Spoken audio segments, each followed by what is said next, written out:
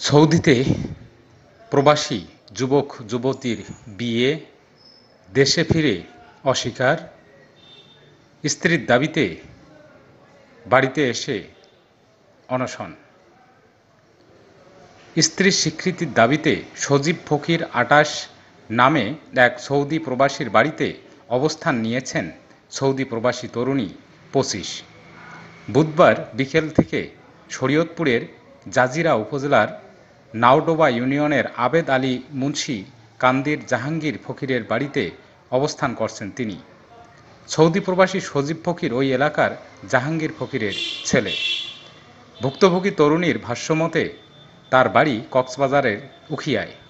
তারা দুজনেই সৌদি প্রবাসী। সৌদি থাকাকালীন ভিডিও শেয়ারিং প্ল্যাটফর্ম টিকটকের মাধ্যমে তাদের পরিচয়। প্রায় ১.৫ বছর আগে তাদের মধ্যে প্রেমের সম্পর্ক গড়ে ওঠে। পরে তারা সৌদি আরবে এক বাঙালি হুজুরের মাধ্যমে বিয়ে করেন। ১.৫ মাস আগে দুজনই দেশে ছুটিতে আসেন। ছুটিতে এসে সজীবও কক্সবাজারে ওই তরুণীর বাড়িতে বেড়াতে যান। তবে সেখান থেকে ফিরে আসার পরই ওই তরুণীকে এড়িয়ে চলা শুরু করেন সজীব। এক পর্যায়ে তরুণীর সঙ্গে যোগাযোগ বিচ্ছিন্ন করে দেন সজীব। পরবর্তীতে কোনো উপায় না দেখে স্ত্রীর স্বীকৃতির দাবিতে সজীবের বাড়িতে অবস্থান নেন তিনি। ওই তরুণী আসার খবর পেয়ে পালিয়ে যান সজীব।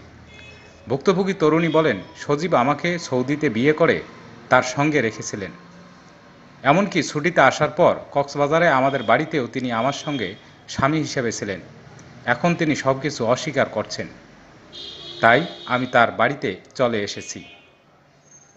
সজীব যদি আমাকে গ্রহণ না করে আমার এখানে থেকে যাওয়া ছাড়া আর কোনো উপায় থাকবে না। স্থানীয় ইউপি মেম্বার জুলফিকার আলী বলেন, মেয়েটি এখানে আসার পর তার কোনো কথা না শুনেই সজীবের মা বোন তাকে গালিগালাজ করেন।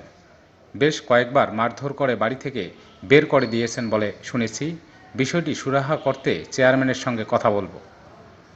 জাজিরা উপজেলা নির্বাহী কর্মকর্তা ইউনো সাদিয়া ইসলাম লুনা বলেন, স্থানীয় চেয়ারম্যানের সঙ্গে কথা বলে সেখানে ওই ওয়ার্ডের নারী ইউপি মেম্বারকে পাঠাতে বলেছি।